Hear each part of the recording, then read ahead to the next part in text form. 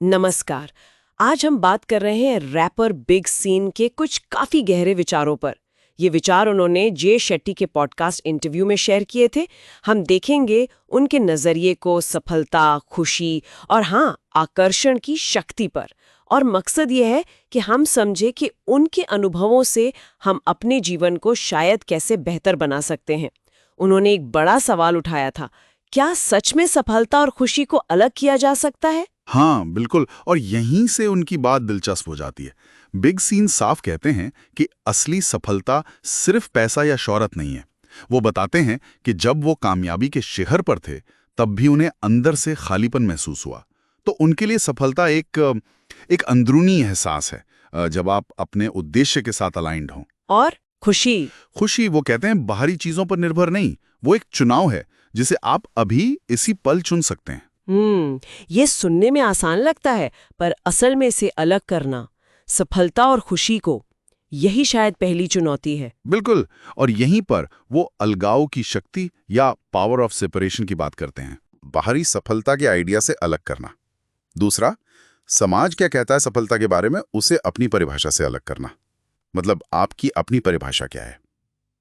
तीसरा, उन चीजों को अलग करना जिन्हें हम कंट्रोल कर सकते हैं, जैसे हमारे एक्शन, हमारे रिएक्शन, और जिन्हें नहीं कर सकते, जैसे क्या होगा या दूसरे क्या सोचेंगे। और दूसरों की सोच से खुद को अलग करना। हाँ, वो शायद सबसे जरूरी है। बाहरी राय से खुद को अलग करना, ये समझना कि लोग हमारे बारे में जो सोचते हैं वो अक्सर उनके अपने लेंस से होता है, और अगर हम उसे बदलने में लग गए तो हम अपना रास्ता भटक जाते हैं। ये बात तो है, खासकर मुश्किल वक्त में, जब चीजें ठीक ना चल रही हों। बिग सीन इन्हें निचला दौर कहते हैं, राइट? हाँ, लो पॉइंट्स। और वो कहते हैं कि निराशा या डिप्रेशन को एक सिग्नल की तरह देखो। सिग्नल? किस चीज का सिग्नल? इस बात का कि शायद आप उस रास्ते पर नहीं है जो आपके लिए सही है, कि आप इससे बेहतर के लिए बने हैं। वो इसे विकास का दर्द कहते हैं, ग्रोथ पेन्स। हाँ। एक इशारा के बदलाव की जरूरत है। और इस दर्द से निकलने के लिए वो स्वीकार्यता यानी एक्सेप्टेंस की बात करते हैं। बिल्कुल, स्वीकार्यता। बस स्वीकार्यता का मतलब ये तो नहीं कि बस हार मान लो या कुछ करो ही मत। नहीं नहीं, बिल्कुल नहीं। स्वीकार्यता का मतलब है जो सिचुएशन है, जैसी है, उसे बिना लड़े एक्सेप्ट करना। ठीक है, अभी हकीकत ये है। ये रेजिस्टेंस छोड़ने जैसा है, लड़ाई बंद करना। अच्छा, लड़ाई बंद करने से क्या होता है? तो वो जो मेंटल एनर्जी लड़ने में जा रही थी ना, वो फ्री हो जाती है। और वही फ्री एनर्जी फिर हमें आगे बढ़ने, कोई सोल्यूशन ढूंढने या दिशा बदलने के लिए जरूरी पहला कदम उठाने में मदद करती है। तो ये ऊर्जा मुक्त होती है। और फिर क्या यहीं पर वो आकर्षण बनाम पीछा करना वाली बात आती है, अट्रैक्टिंग वर्सेस चेजिंग? हाँ, काफी हद तक। देखिए, जब आप किसी चीज का जोर शोर से पीछा करते हैं, हाँ, तो आप अनजाने में ये वाइब भेज रहे होते हैं कि वो चीज आपसे दूर है, आपके पास है नहीं। इसमें बहुत मेहनत लगती है और अक्सर निराशा होती है। सही बात है। दूसरे तरफ आकर्षण, अट्रैक्शन का मतलब है अपनी अंदर की स्टेट को बदलना, खुद एक मैग्नेट बनना।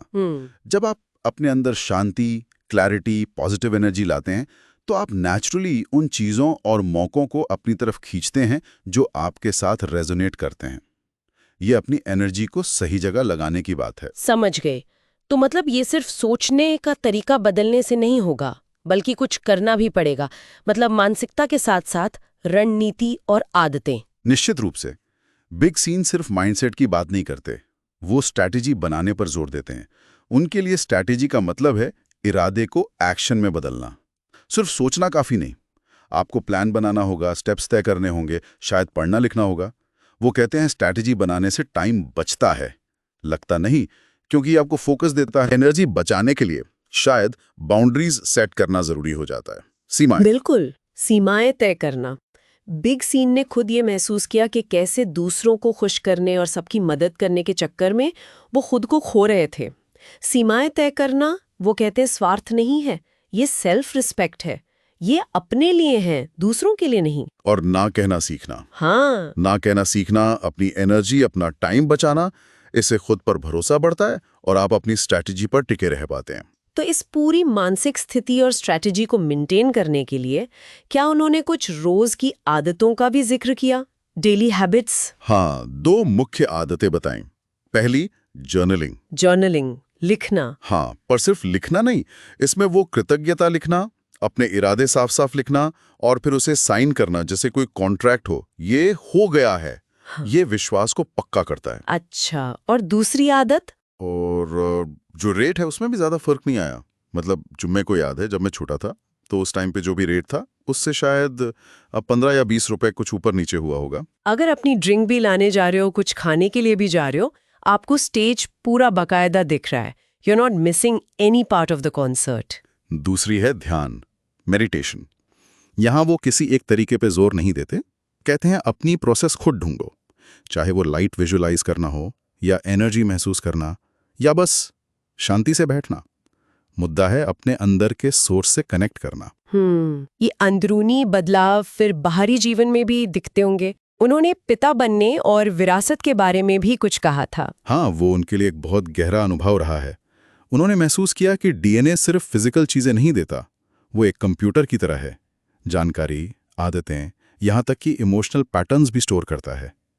अपने बच्चे में पूर्वजों की झलक देखना या पीढ़ी दर पीढ़ी चले आ रहे पैटर्न्स जैसे चिंता को पहचानना, इससे उन्हें मोटिवेशन मिली कि वो इन पैटर्न्स को सचेत होकर तोड़ें। और बच्चों से सीखने की बात भी कही थी शायद। हाँ, कि बच्चे हमें जीवन की सिंपल चीजों की सुंदरता देखना सिखाते हैं, जैसे कोई फूल, कोई पक्षी, और उनमें आत्मविश्वास जगाना कितना जरूरी है। और आखिर में वो चमत्कारों को पहचानने वाली बात, वो मुझे काफी अच्छी लगी। हाँ, उनका सुझाव है कि अपनी जिंदगी में हुए कम से कम 5 चमत्कारों को याद करके लिखो।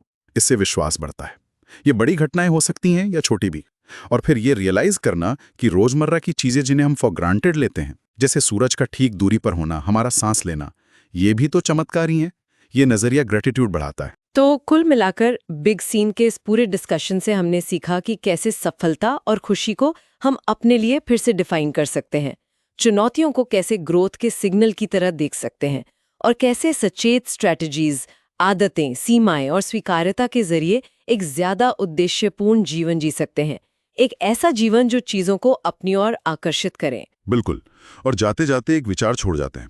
बिग सीन ने कहा कि नशीले पदार्थों या बाहरी चीजों से जो सिंथेटिक हाई मिलता है वो टेम्परेरी होता है, उसकी कीमत चुकानी पड़ती है। लेकिन जीवन की मुश्किलों से गुजरकर अपने मकसद को जीकर जो असली हाई मिलता है वो टिकाऊ और शक्तिशाली होता है, क्योंकि उसका सोर्स आप खुद होते हैं। तो सोचने वाली बात यह है कि हम अपनी जिंदगी में किन नकली ऊंचाइयों के पीछे भाग रहे हैं और क्या उन्हें अपने अंदर के असली टिकाऊ सोर्स से बदला जा सकता है।